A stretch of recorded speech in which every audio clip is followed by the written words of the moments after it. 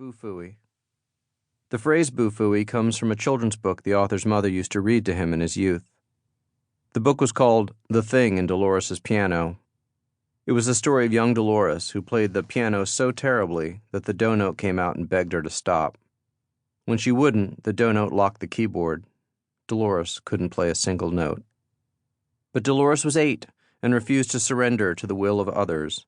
She followed the dough note back inside the piano, moving from room to room, encountering all the other notes, fa, sol, la, ti, demanding they release her piano to her so she could play.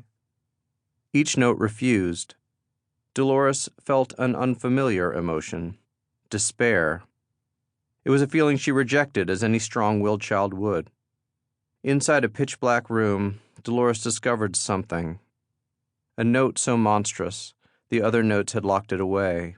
Aha, thought Dolores, who knew an advantage when she saw one. She threatened to let the monster out unless the other notes unlocked her keyboard, unless they surrendered to her will. The monster was horrible.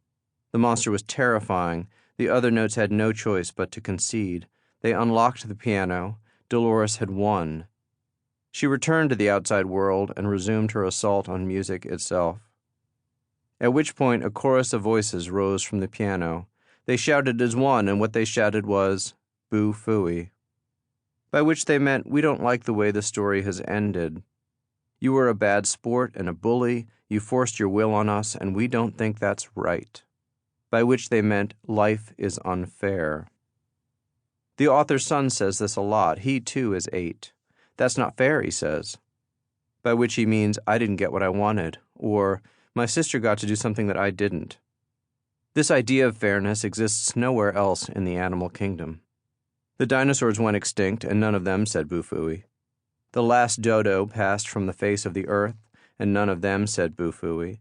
All around us, the honeybees are fading from existence, the frogs are vanishing. Neither species gives their fate a bitter thought.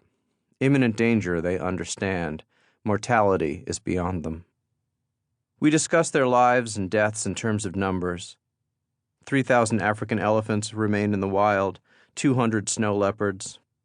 Each death is an act of subtraction, each birth an act of addition. "Be fruitful and multiply," God told Moses. "Divide and conquer," said the generals. You do the math. Now your author understands that math is not why readers read novels. He asks your indulgence and your patience, and promises that there is more to the story than numbers. There is drama, there is catharsis. Everywhere you look in this book, you will find people. People in need, people who want what you want, to feel safe, to be loved, to do unto others as they would have others do unto them. Each of their deaths is an act of subtraction. This is their story, and if you don't like it, your author encourages you to put the book down and shout, "Boo-phooey." Anyone who can make you believe absurdities can make you commit atrocities. Voltaire. I had my hand on a metal baseball bat just in case, said Nate, 12. 'Cause I was going to go down fighting if I was going to go down. New York Times, May 9th, 2019. Before. The Nadirs. There they are, America's future. Alone at first, then all together. PS 29, Brooklyn. The hushed reverence of boredom, commonly known as a children's recital. It's 6 p.m. on a Thursday.